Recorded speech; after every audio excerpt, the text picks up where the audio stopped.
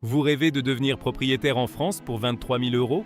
L'illusion de l'Eldorado immobilier européen attire les naïfs. Mais derrière ces prix ridicules se cache une réalité cauchemardesque: insalubrité, criminalité et ruine.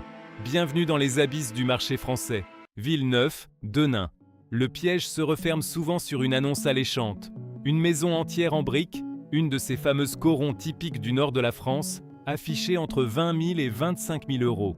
Pour un investisseur novice, c'est l'affaire du siècle. On imagine déjà la rénovation rapide, la mise en location rentable, le rendement à 2 chiffres. Mais la réalité de Denain frappe avec une violence inouïe dès que l'on pose le pied sur ces trottoirs défoncés. Pourquoi ce prix dérisoire? Parce que Denain est statistiquement la commune la plus pauvre de France métropolitaine. Près de 45% de sa population survit sous le seuil de pauvreté. Lorsque la sidérurgie a fait faillite, elle a emporté toute la ville dans sa chute. Aujourd'hui, acheter une maison ici, c'est investir dans un cimetière industriel à ciel ouvert. Le chômage est colossal, une plaie béante qui ne se referme pas. Les rues où se trouvent ces maisons à prix cassés empestent le désespoir et l'abandon. La moitié de vos futurs voisins ont fui, laissant derrière eux des portes murées ou squattées. Les rares commerces de proximité ont baissé le rideau depuis des décennies, leurs vitrines brisées, remplacées par des panneaux de bois pourris. À la tombée de la nuit, le trafic de drogue prend le contrôle absolu des carrefours. L'air sent la pisse et le pneu brûlé. Ce n'est pas une opportunité immobilière, c'est une descente aux enfers. Acheter à Denain, c'est lier son destin financier à une ville qui agonise lentement, où revendre votre bien sans perte tiendra du miracle absolu. Le rêve de la rente se transforme en un gouffre financier et moral, un cauchemar de briques rouges où la misère suinte par chaque fissure des murs froids et humides. Ville 8, Grigny. À seulement 30 minutes de Paris, la promesse semble totalement folle. De grands appartements spacieux et lumineux s'arrachent aux enchères pour des sommes ridicules, allant de 15 000 à 25 000 euros. Le cerveau reptilien de l'investisseur s'emballe. Paris est si proche, la banlieue doit forcément s'embourgeoiser, n'est-ce pas? Faux. Bienvenue à Grigny 2, le deuxième plus grand ensemble en copropriété d'Europe et probablement la plus grande catastrophe urbaine du continent. Ce n'est pas une bonne affaire, c'est un piège mortel conçu pour broyer les petits acheteurs. La copropriété est littéralement en faillite totale. Les bâtiments ont accumulé des dizaines de millions d'euros de dettes irrécouvrables. Quand vous achetez cet appartement à 20 000 euros, vous n'achetez pas un toit, vous achetez une dette monumentale. Vous héritez instantanément de charges de copropriété stratosphériques et totalement impayables. Et pourquoi faire? Pour vivre dans des tours où il n'y a plus un centime pour réparer les ascenseurs en panne depuis des mois.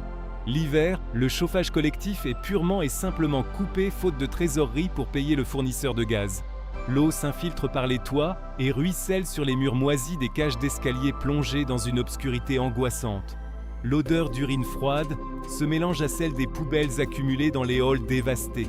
Ce territoire échappe à la République. Il est quadrillé par des gangs violents qui imposent leurs lois aux habitants terrorisés. Acheter à Grigny, c'est signer un pacte avec le diable. Vous êtes propriétaire d'une coquille vide, insalubre, dangereuse, qui vous ruinera en frais juridiques et en charges fantômes. Une arnaque légale effroyable. Ville 7, Roubaix.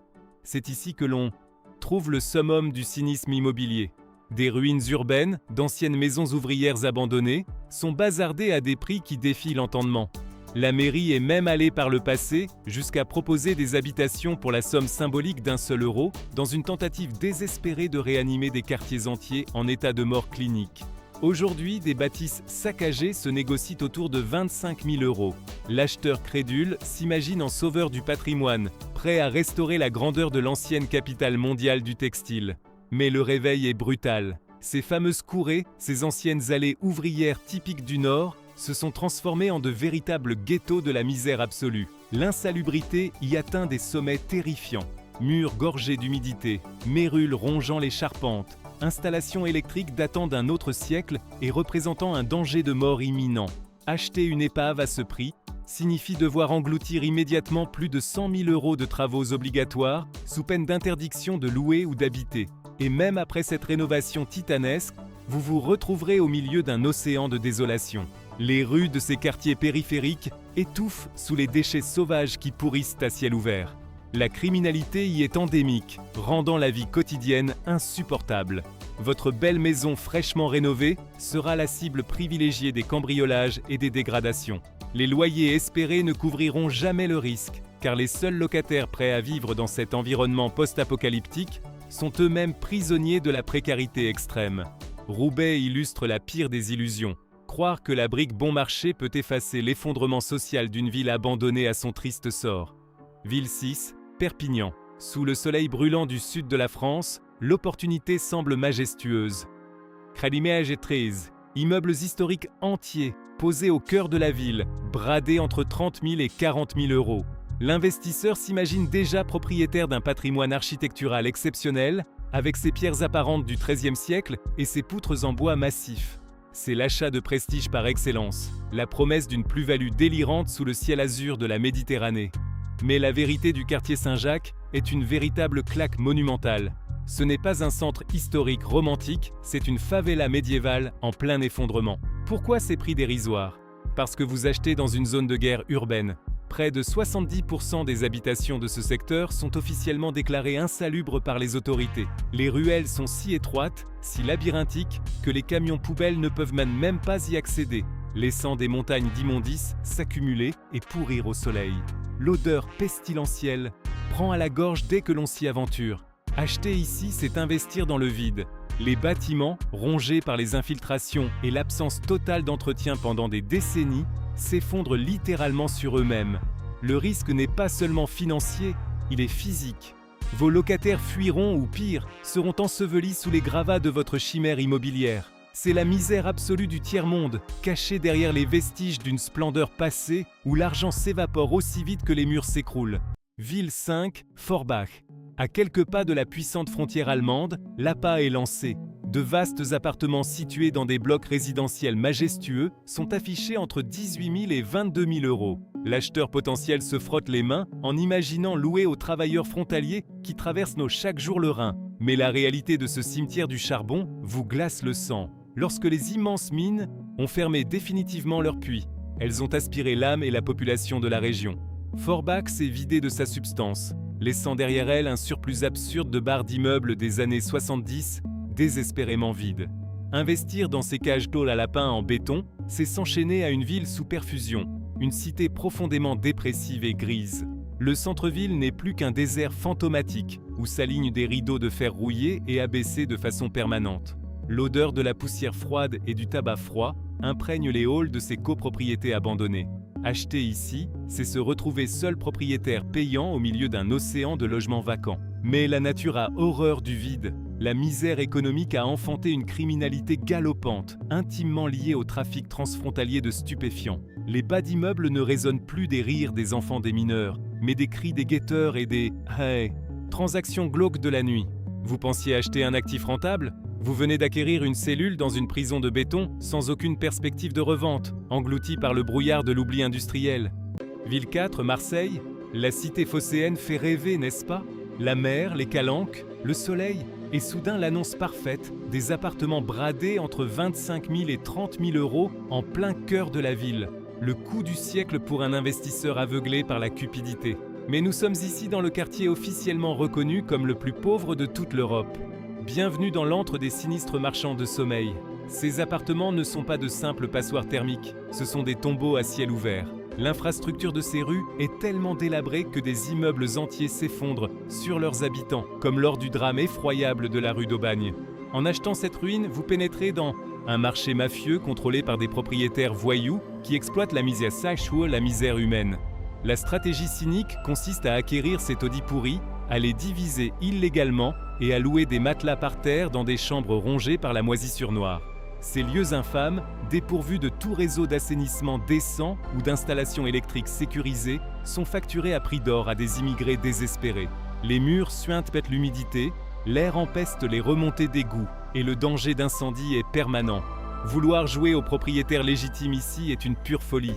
Soit vous dépensez des fortunes colossales pour une rénovation qui ne sauvera pas le bâtiment de l'effondrement global, soit vous devenez vous-même le bourreau. C'est un cloaque urbain effrayant où la vie humaine a moins de valeur qu'une poignée de billets crasseux. Ville 3, Montluçon. Voici l'incarnation parfaite de ce que l'on appelle tristement la diagonale, Du vide, au cœur du pays, des maisons de ville entières et même de petits immeubles de caractère s'affichent entre 20 000 et 35 000 euros.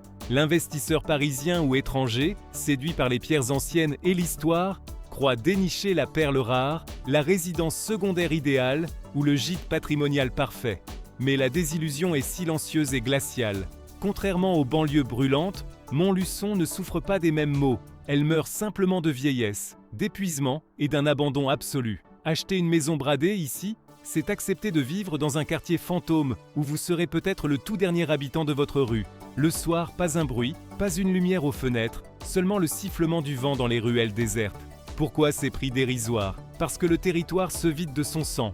Les hôpitaux ferment leurs portes un à un, trouver un médecin relève du parcours du combattant et les écoles désertées sont barricadées. Vous achetez de belles pierres, certes, mais dans un désert médical et social absolu.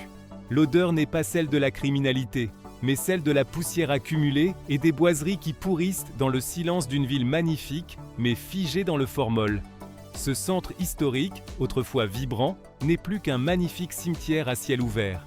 Investir vos économies ici, c'est acheter une place dans un musée de la désolation, où la valeur de votre bien immobilier ne fera que chuter au rythme des décès de ces derniers résidents centenaires, sans le moindre espoir de revente. Ville 2, Saint-Étienne. Nous ne sommes pas ici dans un village isolé, mais bien dans une très grande métropole française. Et pourtant, l'invraisemblable se produit sous vos yeux. De grands appartements de 50 mètres carrés, situés en plein hypercentre, vous sont jetés à la figure pour la somme ridicule de 15 000 à 20 000 euros. Mathématiquement, ces prix n'ont absolument aucun sens pour une agglomération de cette envergure. L'appât du gain aveugle les acheteurs de province qui flairent la bonne affaire, jusqu'à ce qu'ils mettent un pied dans le quartier. Le centre de Saint-Étienne subit un effondrement urbain et une dévaluation record, un krach immobilier silencieux et permanent. En arrivant, la noirceur vous frappe. Les façades, jamais nettoyées, sont littéralement noires de suie, héritage d'un passé industriel pesant et d'une paupérisation foudroyante. Poussez la porte de votre immeuble haussmannien bradé, les cages d'escalier monumentales puent l'urine rance et la misère. Le trafic de drogue s'est confortablement installé sur les paliers même des copropriétés, terrorisant les ultimes propriétaires occupants. La situation est tellement désespérée et irréversible que la mairie, impuissante face à ce désastre, a commencé à racheter et à démolir des pâtés de maisons entiers. Personne ne veut y vivre, même si l'on offrait ces logements gratuitement. Vous pensiez réaliser un investissement locatif malin au cœur d'une grande ville? Vous venez d'acheter un ticket pour la ligne de front d'une guerre sociale perdue d'avance, dans une artère où le mètre carré vaut moins que le prix des matériaux nécessaires pour boucher les fenêtres brisées de votre propre salon. Ville 1, Vierzon. Nous atteignons le fond du puits, le symbole ultime du naufrage immobilier français. Vierzon est tellement célèbre pour son déclin qu'elle est devenue une plaisanterie nationale, immortalisée par la chanson célèbre martelant que l'on a bien voulu voir Vierzon. Ici, le mirage est total. De vastes pavillons avec leur propre bout de terrain s'échangent pour une misère, entre 25 000 et 30 000 euros. Le rêve de la maison individuelle, accessible à tous. Mais le réveil est d'une brutalité sans nom. La ville est la définition même de la laideur urbaine, violemment balafrée par des infrastructures routières disgracieuses et des ronds-points sans âme. Totalement désindustrialisée, elle détient l'un des pires taux de vacances commerciales de tout le pays. Le centre-ville est une succession sinistre de boutiques définitivement fermées, aux enseignes délavées de par le temps.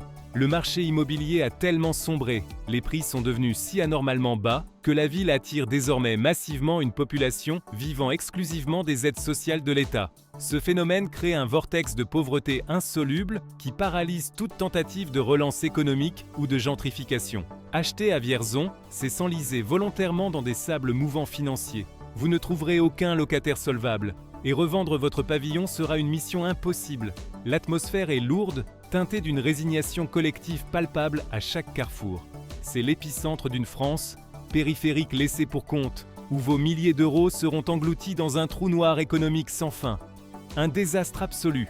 Le rideau tombe sur cette France des ruines et des illusions perdues, bien loin des cartes postales. La cupidité immobilière mène souvent droit en enfer. Et vous, après avoir vu l'envers du décor, oseriez-vous risquer toutes vos économies pour habiter dans l'un de ces cauchemars de briques ?